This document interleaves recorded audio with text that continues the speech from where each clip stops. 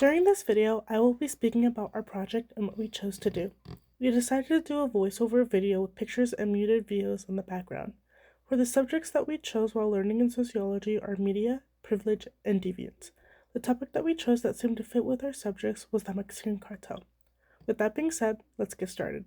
The first subject that we talked about is media. Media is used all around the world to communicate different ideas and opinions. The media can impact many social structures in various ways, such as trends and opinions. In specific new outlets, they may show biased information and or spread misinformation. Media bias is when the reporter shares information that shares their opinion on the topic and not necessarily facts.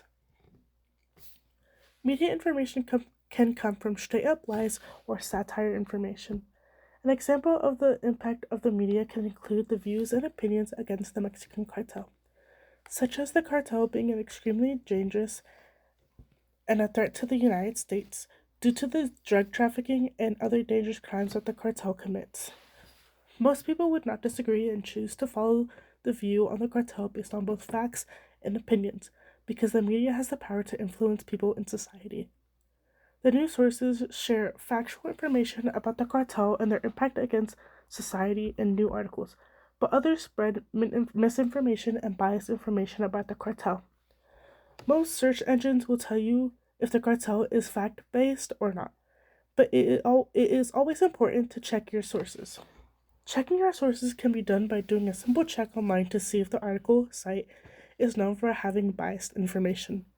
As well as when you are reading the article, check for official reports and references and if the information sounds factual or not. The media is not only utilized by the general population, but it is also been shown to be used by the cartel to promote their business in multiple TikTok videos. In this video specifically, the video is implied to be the cartel recruiting others for their business. TikTok is mostly a mix of teenagers and young adults. Sources say that these videos have encouraged and inspired them to like the flashy lifestyle that is shown when and if you join the group. The next subject that we will be talking about is privilege. Privilege is when some people have special rights or immunity that others do not have. For example, the Mexican cartel. The Mexicans are known for their drugs and how much America dislikes them, but whether they like it or not, the Mexican cartel is very privileged.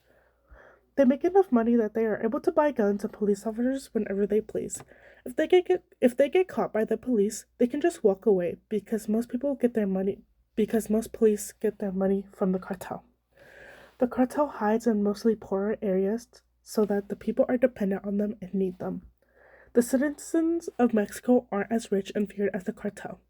They could be gunned down and kidnapped and no one would blink an eye because they do not want to get involved with the cartel or the police. There is also a high number of men in the cartel than there are women. Women are hardly seen carrying guns or killing people. If anything, they are the ones who are most picked on by the cartel because the men are stronger and more superior in that region. And it's in that characteristic that some women in Mexico strive to find a man who is in the cartel, because they know if they do find a man that's in the cartel, they will be well respected and protected, which is better than being a citizen in the street.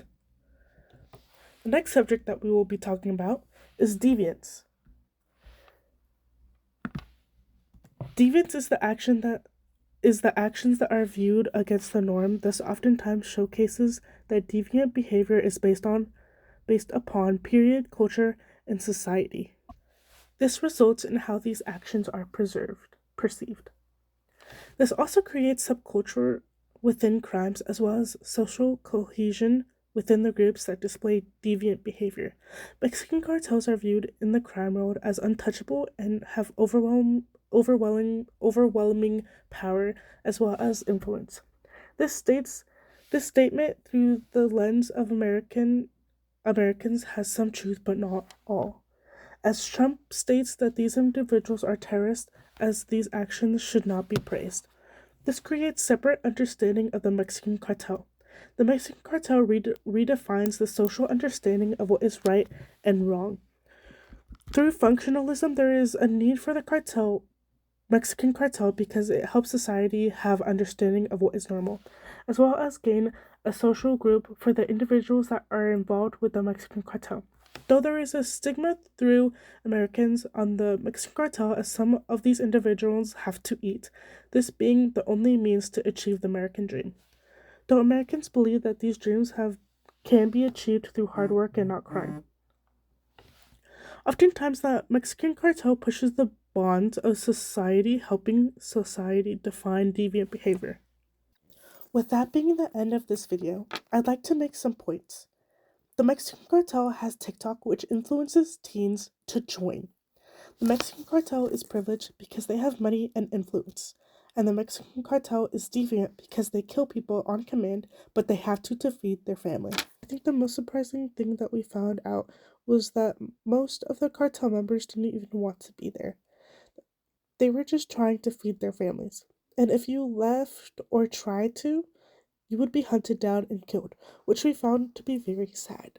Another interesting thing that we found was that El Chapo had a son that was also one of the heads of the Mexican cartels.